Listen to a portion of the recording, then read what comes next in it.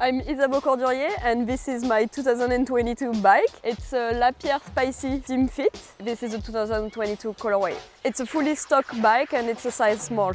I think we all like good looking bikes, so I'm always very excited when I get a custom one or a sick colorway. And we will have some exciting projects for this year too. I'm still learning a lot about settings and I was completely not doing it the years before, so it's been pretty new. I'm looking at my settings more since I am riding with Lapierre. When you have someone like Nicolas Rios on your team, you definitely have to look closerly to your settings. So they have been helping me a lot and I'm looking forward to keep on improving. So there are a few settings I changed for the Tweed Valley race. First, the handlebar, as everyone expects. My handlebar is a 750 and I choose a 30mm rise, which is not what I normally race. I'm normally on a 70-60 and with a 20mm of rise. The tires I'm using are also very different from my normal racing tires. So I'm using the Toro from Hutchinson, where on some other places I'm mostly on the Griffiths. I'm running an insert on my back tires, the Smooth from Slicey. So this is my tire with valves. It's really specific because it's on Bluetooth and you can see on your phone the setting, the pressure you have in your tire. So it's really helpful when you want to do your pressure in the morning or if you go through the ride and want to check it during it.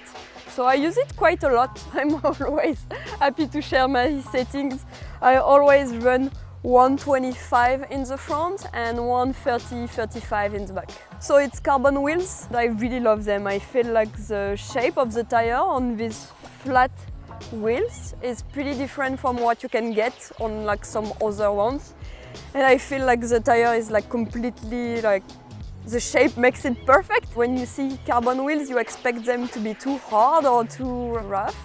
But these ones, I really kind of absorb the terrain and I'm so confident on them. I've been a quite lucky rider and do not have so many problems, but I think it was in 2015 in Whistler, I had a flat tire and I could not fix it.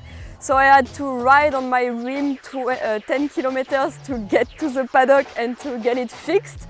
And then I was late, obviously, for the next stage. So yeah, that was quite a wild moment. Really try to have a really smooth bike that always stay control and low to the ground. My nickname is the Marmotte because when I ride, I'm always my two wheels touch the ground. I'm really not an aerial rider.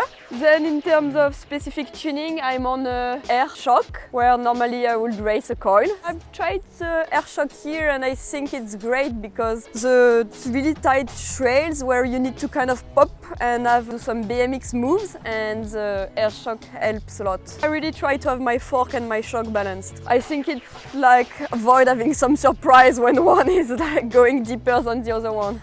I like to have very, very precise braking and just a little room for my brakes before touching the braking point. I normally like to keep my bike quite simple. I just made some tiny adjustments depending on the race, but otherwise my bike is pretty much the same all year round.